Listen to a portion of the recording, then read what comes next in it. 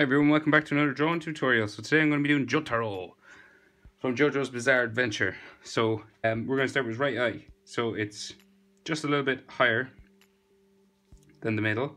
So this is like right middle, like halfway down. We're just going to come up a small bit. And we're going to start with his right eyelid. So it curves up, comes across like that. And then it comes down this side and we have some eyelashes just sticking off just here in that JoJo style. Then in under there he has his iris, the colour part of his eye. Curves down, it goes around like that.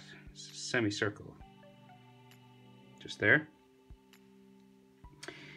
He's got two shines, two sort of white sections, so you just go curve just there, and then another smaller one just over here, and then the pupil is just in here, dark black, just like that. That JoJo sort of way of doing eyes. Then we have his bottom eyelid, so it comes up underneath this one and comes up towards those eyelashes just up here. Real square sort of eye. He has his big black